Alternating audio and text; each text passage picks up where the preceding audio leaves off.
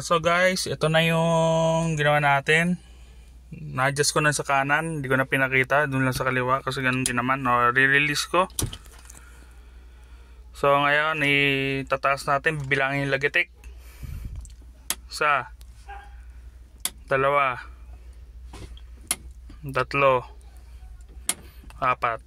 So kanina, yung kabilang gulong lang sa likod ang in-adjust natin sa may brake shoe. So 6 siya, 6. Ngayon in-adjust ko na siya doon sa may kanan, sa kabila sa likod. So naging 4 na lang siya. So ano yon, hindi siya tukod. Pagkasalpak ng gulong, inikot-ikot ko yung gulong. Hindi ko na pala naipakita sa inyo kung paano yung ano nun. Kailangan babang nakataas pa yung gulong at nilalagay na natin yung stud bolt, papaikutin natin yun kung may pre-wheel. Dapat may pre-wheel siya, parang sa mga motor din. So yan. Tsaka ito pala guys, dadagdag natin yung sa mga old, mga gantong model na Revo 2004 model, kahit mga kotse, diesel, gasolina. So sa diesel, yan ang nagiging usual yung cost ng mga overheating. Tsaka yung sa fan belt, para malalaman yung kung palitin na, tsaka yung tamang higpit. So,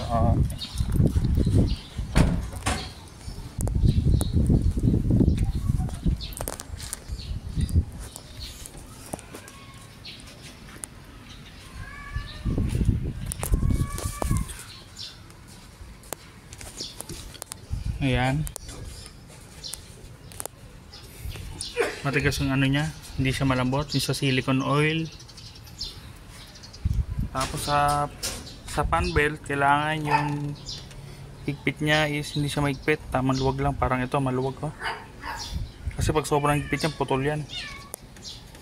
So yan, tamang higpit lang. Tsaka ito yung nagiging unang ko sa mga Innova ngayon ng mga bago. Pansinin nyo rin yan, yung clutch pan, yung silicone oil, magdagdag kayo. Yan, naka-encounter na ako yung sa Innova kabago-bago is ganyan kagad malambot. Malalaman mo lang pag start mo makina, tapos patayin mo, malakas ang ikot na ito, may ikot pa siya. Ito hindi minto kagad, may matigas pa siya. So yun lamang. Yan, ito Toyota Revo diesel 2L. So yan, mayroon din tayong i-tube sa mga nakakaalam, pampatipid ng diesel tsaka pampalakas din ng makina. Kala nyo lang tubo pero may sikretong nakatago dyan. Search nyo lang din sa yung i-tube na yan.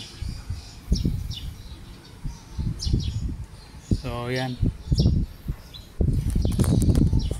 So guys, dito ko lang tatapusin tong video na to. So sana may natutunan kayo.